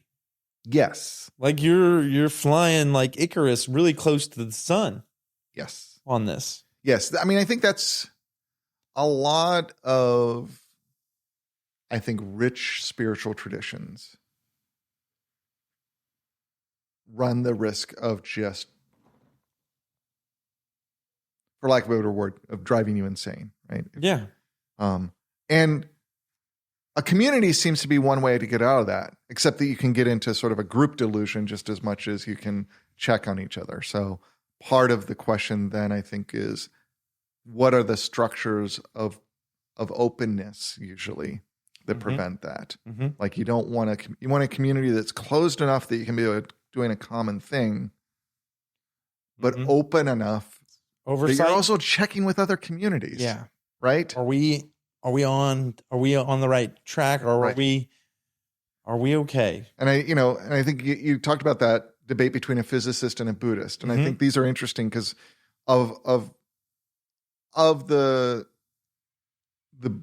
big spiritual traditions we've inherited, Buddhists often are the most who seem to be interested in being like, okay, what's this science thing telling us? Right? And maybe it's mostly amongst Western Buddhists, right? What's this science thing telling us as a different system of thought that we need to bring into alignment with Buddhism and bring Buddhism in alignment with, partly because, again, it's that larger framework of solidarity. And I just need to, for purposes of this being recorded, when I use the term solidarity, I'm inspired by Richard Rorty, who's a modern philosopher. How did he look at solidarity? Solidarity is for him the warrant of truth, right? How do we decide what's a better idea? 10 people saying the same thing is solidarity. Right. Well, it's not agreement, it's solidarity. So can we hold these together? We may be saying different things, but can we hold these together as a community? Okay. right? That's I think that's important. It's not agreement, right? Because agreement is a different kind of thing. Agreement is one mode of solidarity, but you could have other modes of solidarity. We could say we have different perspectives that provide different things in different ways when we're working together on a project. Mm-hmm. But it's the ability to live and operate in a world together that becomes the warrant of truth. It requires probably some sort of notion, ethical notion. I think that's one of the things. And here as well, you have an ethical notion then becoming the ground of what's true and what's not true. The ethical notion in Buddhism being what leads you to liberation. That's the good. The Eightfold Path. Right. The good life is liberation. Is Right life, right work, right. Right. But those are understood as good because they lead you to liberation. Yeah. Right. Only because, yeah. Right. Yeah, I would lean more towards something like sustainability as an ethical framework for solidarity. Like what allows us to sustain ourselves as communities, what allows us to sustain life, understanding that death is part of that, right? Yeah. Yeah. But we're deviating from the text to some extent. But I think, I guess like what I'm trying to say is what's interesting to me is that, again, when we read someone exploring a Buddhist philosophical position, it's this razor sharp return always to liberation. Liberation. We got a goal here. Yeah. It's goal oriented. Yeah. Which is interesting because I've always thought of Buddhism as some effortless efforting. I mean, but that's idea of not being goal oriented. That's the weird paradox. Is it seems that this big community of people who are like, we got to get out of this situation. Like this whole existence thing seems to have some major problems that we can't just build stuff to get around. It's fundamental to being an existent being, and we got to figure out how to get out of it. And that's our razor sharp goal. But the way we get out of it is learning to let go, is learning to stop grasping. Let go. You got to even let it be acceptance. Yeah, you got to even. I mean, maybe at some point you have to accept that you may never be liberated in order to be liberated. Like, and that's when you would find liberation. Right. Yeah. Like it's sort of. Yeah. Okay. Then we go to foundations of being, foundations of truth, theory of universal emptiness applies. This is where they circle emptiness back on itself. Right? Everything depends on everything else. The fact that everything depends on everything else does not itself depend on anything. Mm-hmm. And then global anti-realism. What did that mean? Do you remember that? Oh, I just ran across that. Global anti-realism about truth was semantic contextualism. Any kind of truth apt talk can be interpreted only against a I love the way you like substantial collection. You do the same thing I do when I'm taking notes and when I'm reading is I write down like phrases of stuff that I'm like, oh, that's important. Or I underline it and I'm just like, what is that? Yeah, that's how I was like, what is global? What is that about? And then I'll just ask Grant. Yeah, I do that. No, it's good. It's part of like how we wrap our heads around. Interpreted only against the substantial collection of background assumptions. That's substantial contextualism. Oh, yeah. Then, that gets to this turtles all the way down because then we're at the background assumptions. Then we're at the next layer of like, hey, what is the ontology? Epistemology, right? What is the epistemology of those background assumptions, right? How do we know the knowledge or the truthness of those? Am I using epistemology right? Mm-hmm. I'm kind of failing. I'm tiptoeing into using these words. Yeah, this is what's interesting. Is like, he talks about truth depends on truth. I mean, part of what he argues is that we may consider Madhyamaka position as a criticism of metaphysical theorizing as commonly understood. That ultimately he's saying it's a critical position in relationship to the metaphysical project rather than an attempt to supply a new metaphysics, right? because the metaphysics is only important in the way it leads to liberation. Liberation. We're back to that. Right. I just had that thought, Grant, while we're talking. I figured we're getting to the end of this chapter, and I thought, I don't know why this thought came to me, but it was like, why am we doing this? Why are we doing this? What does it all mean? Right. And I think I came to the same question at the end of the last chapter. It's like, and I don't know if it's, why are we looking into philosophy, or what does this mean? This life mean? Why do I wake up in the morning? Why do I choose to? Why am I doing this camera thing and this light thing? Like, why do I do anything? What is the purpose for all this? Mm-hmm. I don't know where to get to an answer. I don't think it's in the book. Yeah, I think if you get to an answer, then you're done and you might as well die. So it's the question that drives you. But I mean, I don't know if somehow like someone said, Phil, it's about this. I wouldn't believe them. And if you somehow accepted it, would it make it easier to get up in the morning and do the thing? Well, no one else can give. Is this where we get to like agency of like, I get to determine my mission, my purpose. I'm the one that says what this all means. Right. And is it to question all these things, to question what does it mean for too long, is to not contribute, not to act in a community in a, that healthy human way, a virtuous way, whether talking about virtue theory or deontological theory or utilitarianism, to not participate in that whole thing, to sit in what does this all mean? It's like, wait, I remember what I mean to the world. I remember my purpose, my mission. Is that? Yeah, I mean, I think so. I mean, I think I often, especially my students who at the beginning of a philosophy class is like, why? You can't live your life this way. Your life can't be all this questioning and whatnot. And my answer is like, yeah, philosophy is a particular space you inhabit. For a while. Like psychedelics or like, right, exactly. We don't do psychedelics all the time. And we don't sleep all the time. There are certain specialists, I think, in a complex civilization who do that more often. The shamans, or professional philosophers, right? Yeah.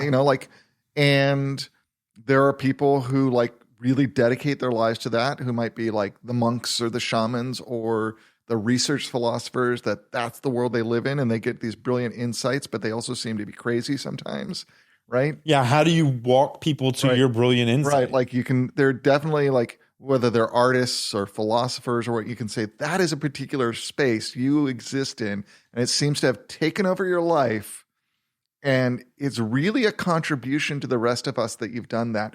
But I wouldn't want to live there. But we can't all live there. Right. And I wouldn't want to live there, right? We wouldn't want to live there. I want to live in a world where my garden is as important as my philosophy to me. My family is as important. Back to cultivation, back to the things that you shared in our original interview of your good life was cultivation. Right. Your purpose, what excites you. But that's also because, talk about goals. I don't know. I'm not that concerned with some sort of ultimate liberation.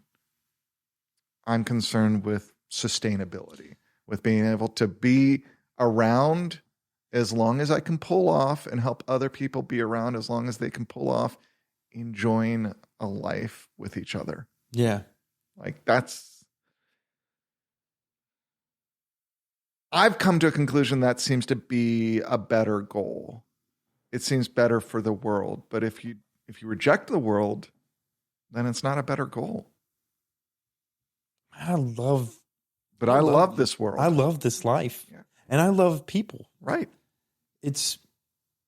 I don't know why and this gets to more personal discussions, but I don't know why through my influence or interactions with the world, I find myself in a paradox where I long for, desire intimacy and connection, one-on-one, like the one we have, deepness and richness. And at the same time, I'm terrified of it. Whenever I really touch it, it is scary. Why is it scary? Do you think? Like, what is, if I were to do the, is there an object of fear you can fixate on that you're, if I was to make a psychological kind of theory on why that is. It's because my primary caregivers were unstable and terrifying. That the people I needed to rely on to live, the people that taught me about intimacy, were also people that hurt me, and you know. But that's so then I take that model with me the rest of my life, and there's some desire to like, how do I jettison that model? Or yeah, I mean, there's many things we learn from our experience and the way we're brought up that we hold on to. That's a good explanation for how you got it. Why do you keep holding on to it? Why do I keep holding on What's to it? driving that? That's more than this story about what happened in the past. What's like the Buddhist, how does it serve me? Yeah, the Buddhist answer, I think, would be what you're really scared of is that it will go away. That if you invest yourself in this connection with this person, at some point it'll be gone and it'll hurt even more. I'll lose that connection. Right? It's that, and maybe that's an abandonment story, right? Yeah. But that's like, to some extent, the whole thing we're talking about is like a story that's like, everything in reality is going to abandon you, dude. None of it's real. Yeah, the foundation. Right. We're saying like, oh, now this relationship is a foundation. Right. But it is impermanent. Right. I could pass away today. You could pass away. So there is no. And I think the wisdom of this tradition is like, yeah, learning. That's why that compassion is such a key point. It's like it's teaching yourself to love in a way that is about letting go of your need to be there instead of grasping. Right. There is something I think real about this sort of notion of the second noble truth seems more like people always cite the first noble truth, right? The there is existence of suffering. And the other one is suffering comes from craving or grasping or desire, however you want to translate want. it. Yeah. That grasping, that holding, that desire. I think there's a real insight there in the tradition on how much that does make it harder to just experience that connection with someone and instead worry about it going away. So in the same way I use mental energy to hold Philip together, right? To tell people this is what Philipness is, this is what Philipness is. I'm also holding the idea that deep intimacy is scary, right? And something to be kind of guarded from. Yeah. And so you could there's a lot of danger too, even if you think about deep intimacy. Like there's the fear of it going. There's the fear of like you turning into intimacy into your story. There's the fear of having you get overwhelmed by the other person's story in that intimacy. Boundaries. We're talking about boundaries. Right. Like you could be dominated or dominated, dominator or dominated. Yeah. Submissive or dominant. Right. And both of those are their own kind of, I think, genuine scary. Yeah. I mean, we can go into those spaces and play spaces in ways that are healthy to explore them. Right. But completely dominating another human being to the extent that they no longer have agency, or completely being dominated by another human being to the extent that you no longer have agency. I think both of those are ill fruits of intimacy, and very real. Like we see it all the time. We see our friends who are in relationships where one of them is totally dominating the other. Right. Yep. So there's, I don't know. I think there are real, genuine reasons to be afraid of intimacy. Have we gotten more? Because you can do it wrong. Yeah. Well, it happens. We see stories of it going wrong. That's the movies that we watch. Right. That's the books that we read. And that's, I mean, I think part of what we could do better as a culture is tell more stories about healthy relationships, right? Yeah. You know, I think, and I see that sometimes, like, you know, I really like that. If you look at the Miss Marvel series, which is a Disney Plus series, one, you know, in the superhero thing, like part of what, and it's about a girl who's becoming a superhero, and she's in a Pakistani American family.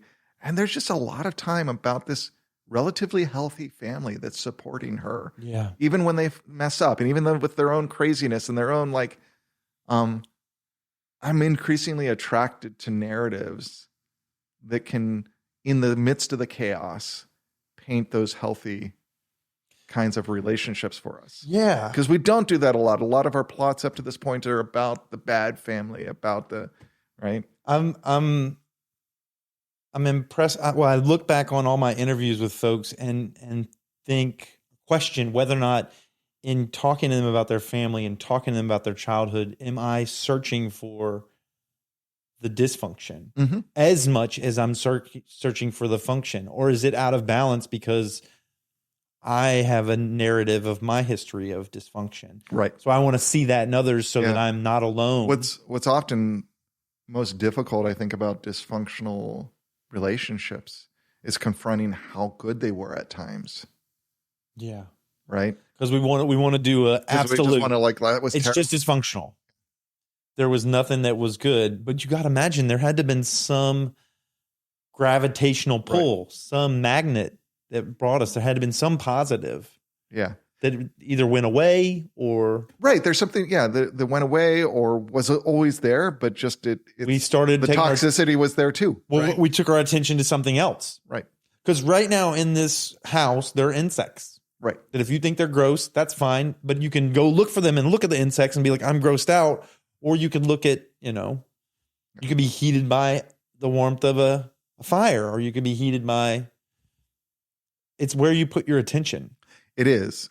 But you can't just put your attention in the good, because then you become vulnerable to real abuse.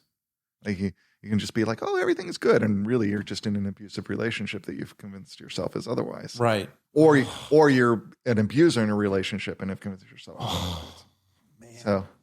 So yeah, I think that's real. But I think the best we can do is to try to anchor into that sense of connection, anchor into, when we talked about the good life, that respect for personhood. Yeah. Like always being like, whatever relationship I'm in, no matter how naturally hierarchical it is, even with our kids, that is another human being who deserves my full 100% respect. Oh, yeah. As a human being, and not just defined by this relationship they have with me, that they're a human being independent of me. Do we stop it at, this comes into like, do we stop it at human being? Like I think about my relationship to Peppermint, the puppy dog. Like sometimes I will like scooter with my foot. Sometimes I will behave in a way that's not, compassionate. I think that's a good question. I mean, I think we're always going to be imperfect at this, right? Yeah. And that we should work with what we have first and expand out from there. So yeah, first I'm going to try to be the best human being I can be with my family and respecting them. Yeah. And those closest intimacies. So yeah, I think pets are a good example because they're not human beings, but they're members of our family. Right. So they give us a place to practice.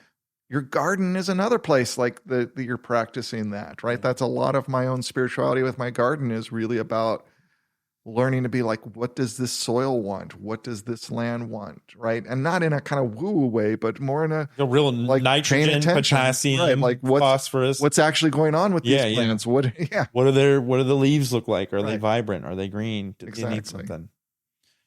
What is the next chapter we're on? What do we do? You read ahead. I have not. I looked ahead. Man, you're making me a bigger villain than I am. Well, you tried to make us both nerds earlier, and I've got to really... You are totally a nerd. I have to really set... No, you're a nerd. I have to self-differentiate. You're a nerd. I'm going to get you to play D&D with me. You're totally a nerd. Dude, I want to play D&D with you, and that's not a lie. I hope that does happen. Then you will officially be a nerd. Well, can consciousness be explained? Can consciousness be explained? Right. So do we have this consciousness? Can we somehow explain it? Let's talk about it before we read it for a second. We got a couple minutes. Can conscious, without looking at any of the stuff, I'm going with no. No. Can't. We just meet next time. Right. Welcome to Phil Phails. This is Grant Potts. Can consciousness be explained? No. Later, guys. Is there a basis to fundamental reality? No. No. Later, guys. Can we achieve the good life? No. I think that is technically what they mean by nihilism. Just like doing that. No. We're just going to tell you. No. Would you play a game with me before we wrap up? Depends on the game. I'll give you a choice. All right. Oh, I want to play a game called 1, 2, 3. All right. Okay. You want me to explain it to you? Yes. That was emphatic. Informed consent. That was emphatic. So in this game, there are 3 numbers, 1, 2, and 3. Okay. Okay.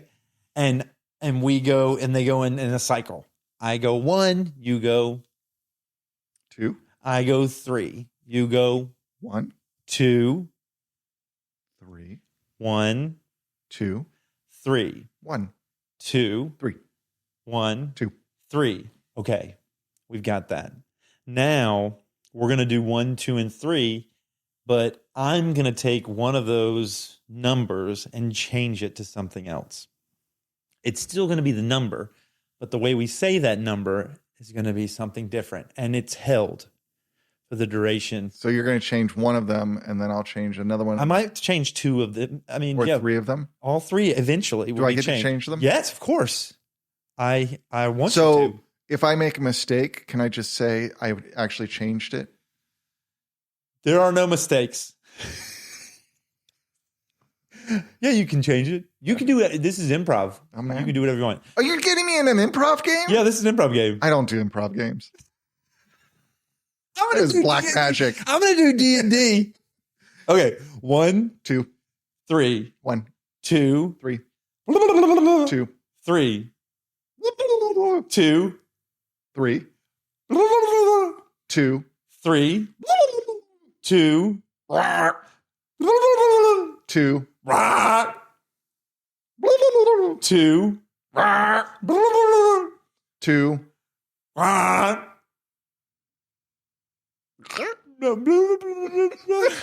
The temptation is to try to do something that's very difficult for the other person to do. Well, one already has a signifier. Do you think we're still playing 1, 2, 3, but we're just saying phrases back? We have to do 1, 2, 3. I mean, you're at 1. 1 is No, 1 is now this. 2. 3. 1 is now this. 2. 1 is now this. 2.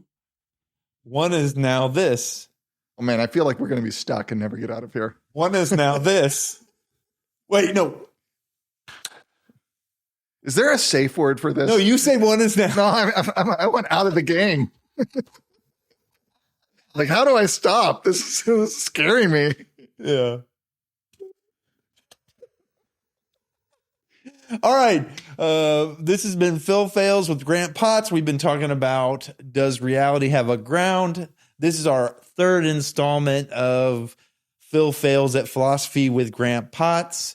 Next episode will be... Can consciousness be explained? Yes. No. Thanks, everybody, for watching. Bye. Bye. Can I have a hug? Yeah. You got to end with my hug, I dude. just want to make sure we don't.